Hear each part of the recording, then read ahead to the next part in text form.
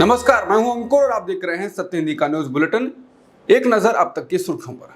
संसद में प्रधानमंत्री मोदी ने आज धन्यवाद प्रस्ताव पर विपक्षी दलों को निशाने पर लिया। पीएम मोदी ने कहा, कांग्रेस पार्टी और यूपीए सरकार ने ओबीसी के साथ न्याय नहीं किया। कुछ दिन पहले ही कर्पूरी ठाकुर को भारत रत्न से सम्मानित किया गया। 1970 में जब वो बिहार के मुख्यमंत्री बने तो उनकी सरकार को अस्थिर करने के लिए क्या क्या नहीं किया गया। कांग्रेस ओबीसी को बर्दाश्त नहीं कर सकती। वो गिनती करते रहते हैं कि सरकार में कितनी ओबीसी हैं। पीएम मोदी ने अपनी ओर इशारा करते हुए कहा कि मैं हैरान हूं, क्या कांग्रेस को यहां सबसे बड़ा ओबीसी नहीं नजर आता है। प्रधानमंत्री मोदी ने कांग्रेस पर निशाना साधते हुए कहा कि आज देश में जिस रफ्तार के साथ काम हो रहा है, कांग्रेस इस रफ्तार की कल्पना भी नहीं कर सकती। हमने गरीबों के लिए 4 करोड़ घर बनवाए, इसमें से 80 लाख पक्के मकान शहरी गरीबों के लिए बने हैं।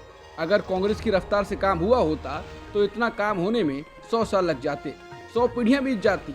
इसके साथ ही उन्होंने कहा कि मैं पक्का मानता हूं कि जनता जनार्दन आपको जरूर आशीर्वाद देगी और आप जिस ऊंचाई पर हैं उससे भी अधिक ऊंचाई पर पहुंचेंगे और अगले चुनाव में दर्शक दीर्घा में दिखेंगे। पीएम मोदी ने कहा कि पहले कार्यकाल में यूपी के गड्ढे भरते रहे, दूसरे कार्यकाल में नए भारत की नींव रखी, तीसरे कार्यकाल में विकसित भारत का लक्ष्य है। इसके साथ ही पीएम मोदी बोले कि देश कह रहा है कि अब की बार 400 पार, बीजेपी को 370 सीटें जरूर मिलेंगी। उन्होंने कहा कि तीसरा कार्यकाल ज्यादा दूर नहीं है, तीसरा कार्यकाल अगले 1000 साल की मजबूत नींव रखेगा।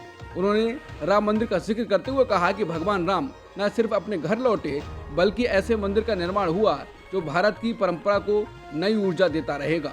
पीएम मोदी ने धन्यवाद प्रस्ताव पर विपक्षी दलों के इंडिया गठबंधन पर भी निशाना साधा। उन्होंने कहा कि कुछ दिन पहले ही भानुमति का कुनबा जोड़ा गया, अब अलायंस का ही अलाइनमेंट बिगड़ गया है, अब सब एकला चलो की राह पर हैं।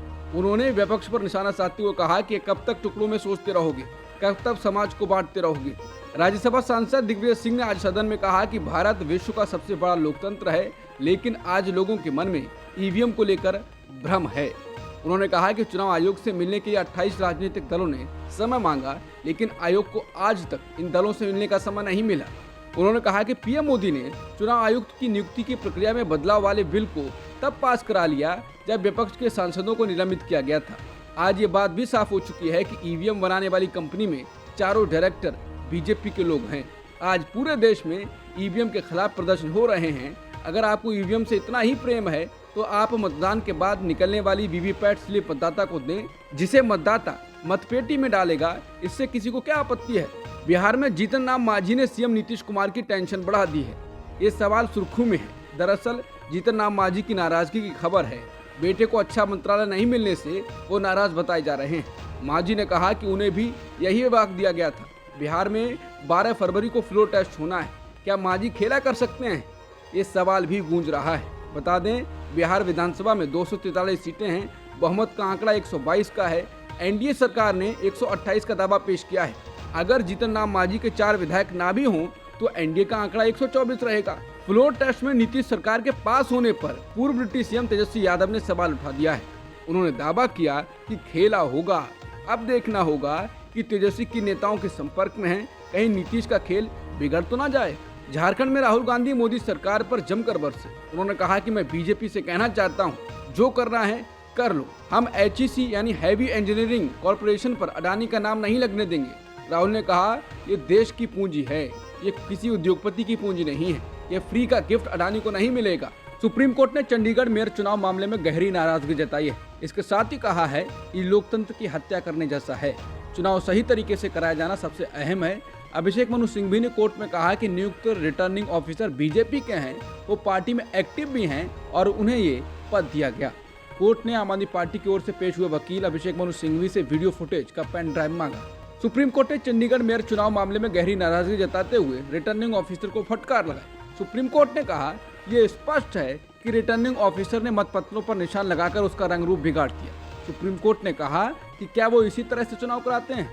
ये लोकतंत्र का मजाक है, ये लोकतंत्र की हत्या है। हम हैरान हैं। इस आदमी पर मुकदमा चलाया जाना चाहिए। क्या ये रिटर्निंग ऑफिसर का व्यवहार है? सुप्रीम कोर्ट में चंडीगढ़ मेयर चुनाव के मामले पर सीजीआई ने कहा कि कोर्ट पीठासीन अधिकारी के व्यवहार को देखकर आश्चर्यचकित है। वीडियो देखने के बाद सीजीआई ने कहा, वो कैमरे की तरफ क्यों देख रहे हैं और भगोड़े की तरह क्यों भाग रहे हैं? सीजीआई डीवाई चंद्रचूड़, जस्टिस जेबी पार्थिवाला और जस्टिस मनोज मिश्रा की बेंच आप पार्षद कुलदीप कुमार द्वारा दायर याचिका पर सुनवाई कर रही थी। जिसमें पंजाब और हरियाणा हाईकोर्ट द्वारा तत्काल चुनाव पर रोक लगाने से इनकार करने को चुनौती दी गई थी। कुमार की याचिका पर नोटिस जारी करते हुए कोर्ट ने निर्देश दिए कि 7 फरवरी को होने वाला चंडीगढ़ नगर निगम की आगामी बैठक स्थगित कर दी जाए। कोर्ट ने आदेश दिया कि मेयर चुनाव का पूरा रिकॉर्ड जब्त कर पंजाब एवं हरियाणा हाईकोर्ट के रजिस्ट्रार जनरल के पास रखा जाए और मतपत्र और वीडियोग्राफी को सुरक्षित रखा जाए। इसके साथ ही सीजेआई ने हाईकोर्ट के दृष्टिकोण की आलोचना की और कहा एक उचित अंतरिम आदेश की जरूरत थी, जिसे करने में हाईकोर्ट विफल रहा।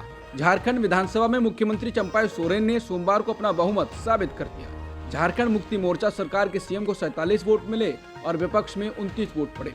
सोमवार को हुए मतदान से पहले भाषण हुए, जिसमें चंपाई सोरेन के अलावा हेमंत सोरेन ने सदन को संबोधित किया। प्रमुख विपक्षी दल भाजपा के विधायक और नेताओं ने सरकार को घेरने की कोशिश की और हेमंत सोरेन के खिलाफ जांच की मांग की। झारखंड के पूर्व सीएम हेमंत सोरेन ने आरोप लगाया है कि ईडी द्वारा की गई उनकी गिरफ्तारी में राजभवन शामिल था। जेल में बंद हेमंत सोरेन ने सोमवार को झारखंड विधानसभा को संबोधित किया। रांची की विशेष अदालत ने उन्हें विधानसभा में शामिल होने का आदेश दिया था। उन्होंने अपनी गिरफ्तारी को भारत के लोकतंत्र में काला अध्याय बताया। पूर्व मुख्यमंत्री ने कहा कि 31 जनवरी की रात काली रात देश के लोकतंत्र में नई तरीके से जुड़ी। 31 जनवरी की रात को देश में पहली बार किसी मुख्यमंत्री का या पूर्व मुख्यमंत्री का या किसी भी व्यक्ति के साथ राजभवन के अंदर गिरफ्तारी हुई है। ऐसी घटना मेरे संज्ञान में नहीं हुई है। मुझे लगता है इस घटना को अंजाम देने में राजभवन भी शामिल रहा है। पूर्व सीएम हेमंत सोरेन ने कहा कि आज मुझे 8.5 एकड़ जमीन घोटाले के आरोप में गिरफ्तार किया गया है। अगर उनमें हिम्मत है तो वो मेरे नाम पर दर्ज उक्त जमीन के दस्तावेज दिखा दें। अगर ये साबित हो गया तो मैं राजनीति छोड़ दूंगा। उन्होंने कहा कि 2022 से ही साजिश रची जा रही थी, जिसे 31 जनवरी को अंजाम दिया गया। पूर्व सीएम हेमंत सोरेन ने कहा कि मैं आंसू नहीं बहाऊंगा, वक्त के लिए बचा कर रखूंगा। आप लोगों के लिए आंसू का कोई मतलब नहीं है। पूर्व मुख्यमंत्री हेमंत सोरेन ने एक टीवी एंकर के कार्यक्रम को लेकर कहा कि उनका कोई करीबी ये कहने से भी नहीं हिचकिचाता कि हमें जंगल में रहना चाहिए। हम जंगल छोड़कर उनके पास आकर बैठ गए और उनके कपड़े मैले हो गए। वो हमें अछूत के रूप में देखते हैं। अगर उन पर छोड़ दिया जाए तो हम जंगल में वापस चले जाएंगे। उन्होंने कहा उन्हें समस्या है कि मैं हवाई जहाज में यात्रा करता हूँ। उन्हें समस्या है कि मैं 5 सितारा होटल में रुकता हूँ, BMW में यात्रा करता हूँ। बता दें, ये टिप्पणियां मीडिया के एक वर्ग द्वारा की गई टिप्पणियों पर एक स्पष्ट प्रतिक्रिया थी। उन टिप्पणियों में कहा गया था कि हेमंत सोरेन का जेल में रहना उन्हें 20 साल पहले एक आदिवासी के रूप में जंगल में रहने की याद दिला देगा। शिवसेना यूबीटी सुप्रीमो उद्धव ठाकरे की याचिका पर सुनवाई के लिए सुप्रीम कोर्ट तैयार हो गया है। उद्धव ने महाराष्ट्र के स्पीकर राहुल नार्वेकर के उस फैसले को चैलेंज किया है जिसमें उन्होंने शिंदे गुट को असली शिवसेना बताया है। उद्धव गुट की ओर से वरिष्ठ वकील कपिल सिब्बल पेश होंगे। कपिल सिब्बल ने बेंच से कहा कि मामला सोमवार को लिस्ट होना था, लेकिन नहीं हुआ। इस पर बेंच ने कहा कि हम इसे देखेंगे। शराब नीति घोटाले मामले में आम आदमी पार्टी की मुश्किलें कम होने का नाम नहीं ले रही हैं। इस बीच एक और परेशानी ने मुख्यमंत्री का पता ढूंढ लिया है। दरअसल दिल्ली हाईकोर्ट ने यूट्यूबर ध्रुव राठी द्वारा बनाए गए बीजेपी IT सेल पार्ट 2 शीर्षक वाले वीडियो को रीट्वीट करने के लिए सीएम केजरीवाल के खिलाफ दायर आपराधिक मानहानि मामले को रद्द करने से इनकार कर दिया है। हाईकोर्ट ने कहा कि अपमानजनक सामग्री को रीट्वीट करना मानहानि के समान है। कोर्ट ने कहा कि मुख्यमंत्री केजरीवाल के एक्स पर एक महत्वपूर्ण फॉलोइंग है और ये वीडियो को रीट्वीट करने के नतीजों को समझते हैं। हाईकोर्ट ने इस केस में सीएम केजरीवाल को तलब करने के निचली अदालत के आदेश को बरकरार रखा है। ये मामला विकास सांकृत्यायन उर्फ विकास पांडे द्वारा दायर किया गया था, जो खुद बीजेपी के समर्थक होने का दावा करता है और social media page I support Narendra Modi का संस्थापक है। यूट्यूबर ध्रुव राठी ने अपने वीडियो में कहा था कि पांडे बीजेपी IT सेल के दूसरे नंबर के नेता हैं। वीडियो में आगे कहा गया कि पांडे ने महावीर प्रसाद नाम के एक व्यक्ति को अपने आरोपों को वापस लेने के लिए 50 लाख रुपए की पेशकश की थी। प्रसाद ने राठी के साथ एक इंटरव्यू में ये आरोप लगाए थे। ये इंटरव्यू राठी ने अपने YouTube चैनल पर 10 मार्च 2018 को BJP IT cell insider interview शीर्षक के तहत अपलोड किया था।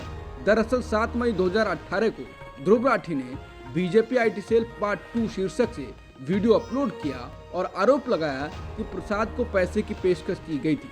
इस वीडियो को मुख्यमंत्री केजरीवाल ने रीट्वीट कर दिया था। शराब घोटाला मामले में जेल में बंद मनीष सिसोदिया के लिए बहुत दिनों के बाद राहत वाली खबर आई है। जमानत याचिका और पुनर्विचार याचिका खारिज होने के बाद मनीष सिसोदिया ने सुप्रीम कोर्ट में क्यूरेटिव याचिका दायर की थी। दिल्ली के पूर्व डिप्टी सीएम ने SC से याचिका पर जल्द सुनवाई की गुहार लगाई थी। सुप्रीम कोर्ट मनीष सिसोदिया की याचिका को स्वीकार करते हुए जल्द सुनवाई के लिए तैयार हो गया है। दिल्ली की राउज एवेन्यू कोर्ट से सोमवार को आप नेता मनीष सिसोदिया को एक हफ्ते में एक बार कस्टडी पैरोल पर अपनी पत्नी से मिलने की इजाजत मिल गई है। इस मौके पर डॉक्टर के दौरे की व्यवस्था की गई है और इस व्यवस्था को अगले आदेश तक जारी रखने को कहा गया है। सिसोदिया की जमानत याचिका पर सुनवाई आगामी 12 फरवरी को होगी। समान नागरिक संहिता यानी यूसीसी के अंतिम ड्राफ्ट को उत्तराखंड सरकार के मंत्रिमंडल ने मंजूरी दे दी। इसके साथ ही इस बिल को विधानसभा में पेश करने का रास्ता साफ हो गया है। सोमवार से राज्य में विधानसभा का 4 दिन का विशेष सत्र शुरू हो रहा है। माना जा रहा है कि धामी सरकार इस बिल को पेश करेगी। उत्तराखंड की विधानसभा में समान नागरिक संहिता विधेयक पेश होने से ठीक पहले इसका विरोध शुरू हो गया है। देहरादून में उत्तराखंड सरकार के पूर्व राज्य मंत्री याकूब सिद्दीकी के नेतृत्व में प्रदर्शनकारियों ने विधानसभा की तरफ कूच किया। प्रदर्शनकारी यूसीसी को वापस लेने की मांग कर रहे हैं। मंगलवार को यह विधेयक विधानसभा के पटल पर रखा जाएगा। विधानसभा में संख्या बल को देखते हुए इस विधेयक का पास होना तय माना जा रहा है। आमतौर पर सबसे शांत रहने वाले लद्दाख में मोदी सरकार का विरोध होने लगा है। हजारों की संख्या में लोग सड़कों पर उतर आए हैं। लद्दाख में हजारों के लोगों के प्रदर्शन की वजह से बड़े पैमाने पर दुकानें बंद कर दी गईं। ये लोग यूं ही सड़कों पर उतरकर प्रदर्शन नहीं कर रहे हैं, बल्कि उनकी एक खास मांग है। लद्दाख के लोगों का कहना है कि केंद्र शासित प्रदेश को पूर्ण राज्य का दर्जा दिया जाना चाहिए। बता दें 5 अगस्त 2019 को जम्मू कश्मीर से अलग कर लद्दाख को केंद्र शासित प्रदेश बनाया गया था। इस दिन ही जम्मू कश्मीर से अनुच्छेद 370 और 35A को हटाया गया था। उस वक्त तो लद्दाख में ज्यादा विरोध प्रदर्शन नहीं हुए थे, लेकिन धीरे धीरे विरोध के स्वर बुलंद होने लगे, जिसका नतीजा हाल के प्रदर्शन है। कांग्रेस ने लद्दाख को लेकर ट्वीट किया है। कांग्रेस ने वीडियो ट्वीट कर कहा है कि लद्दाख की जनता न्याय के लिए सड़कों पर उतर आई है। हाथ में बीजेपी का मैनिफेस्टो लिए जनता कह रही है, मोदी सरकार और बीजेपी सिर्फ जुमलेबाजी करती है। लद्दाख के लोग पूर्ण राज्य का दर्जा मांग रहे हैं। अफसोस ये खबर टीवी न्यूज नहीं दिखा रहा है, क्योंकि उस पर मोदी सरकार का कब्जा है। लेकिन अन्याय के दिन अब लद गए हैं, अब न्याय होकर रहेगा। आरबीआई ने पेटीएम पेमेंट बैंक में पाई गई गड़बड़ियों के कारण उसकी सर्विसेज पर रोक लगा दी है। जो सर्विसेज पेटीएम पेमेंट्स बैंक के जरिए चलती हैं, वो 29 फरवरी 2024 के बाद बंद हो जाएंगी। जिसके बाद कांग्रेस नेता सुप्रिया श्रीनेत ने कहा है कि नोटबंदी के 2 दिन बाद 10 नवंबर 2016 को देश के बड़े अखबारों में पीएम मोदी की तस्वीर के साथ पेटीएम फुल कवर विज्ञापन देता है। इस विज्ञापन में नोटबंदी को मजबूत निर्णय बताते हुए पीएम मोदी की तारीफ की गई थी। यही पेटीएम पीएम मोदी पर बनी फिल्म की टिकट पर 200 रुपए तक का कैशबैक दे रहा था। इसका प्रचार मोदी जी चुनावी रैली में भी कर रहे थे। पीएम मोदी के साथ सेल्फी लेने वाले शख्स का नाम विजय शेखर शर्मा है, जो पेटीएम के फाउंडर हैं। जिस नोटबंदी ने अर्थव्यवस्था को तबाह कर दिया, उस नोटबंदी को पेटीएम ने हमेशा जश्न की तरह मनाया और अपना आईपीओ भी 8 नवंबर 2021 को ही लॉन्च किया। उन्होंने कहा कि पेटीएम और उसके फाउंडर विजय शेखर शर्मा पर मनी लॉन्ड्रिंग जैसे गंभीर आरोप लगे हैं। ये आरोप खुद आरबीआई ने लगाए हैं, जिसके कारण उनके पेटीएम पेमेंट बैंक को प्रतिबंधित कर दिया गया है। पीएम मोदी के बेहद करीबी विजय शेखर शर्मा ने लाइसेंस मिलते ही घपले करने शुरू कर दिए। इस कारण आरबीआई ने इन्हें बार बार दंडित भी किया। इतना होने के बाद भी पीएम मोदी इनका प्रचार प्रसार करते रहे। नफरत फैलाने वाले भाषण मामले की जांच कर रही गुजरात पुलिस ने रविवार को इस्लामिक उपदेशक मुफ्ती सलमान अजहरी को मुंबई में हिरासत में ले लिया। एक पुलिस अधिकारी ने बताया कि मुफ्ती के सैकड़ों समर्थक उनकी तत्काल रिहाई की मांग करते हुए पुलिस स्टेशन के बाहर जमा हो गए, जिससे इलाके में यातायात ठप हो गया और पुलिस ने सुरक्षा कड़ी कर दी। सोमवार को कुछ लोगों के खिलाफ केस दर्ज भी किया गया। गुजरात पुलिस ने सबसे पहले कथित तौर पर दिए गए भड़काऊ भाषण का वीडियो सोशल मीडिया पर वायरल होने के बाद शनिवार को 2 लोगों को गिरफ्तार किया था। उसके बाद पुलिस मुफ्ती सलमान के पास मुंबई पहुंची।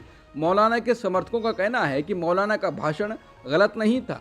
अगर कोई उनका भाषण पूरा सुनेगा तो समझ आएगा कि वो फ़लस्तीन के मुसलमानों के संबंध में कुछ कह रहे हैं। लोगों ने आरोप लगाया कि मौलाना के वीडियो में काट छांट कर सोशल मीडिया पर जारी किया गया है।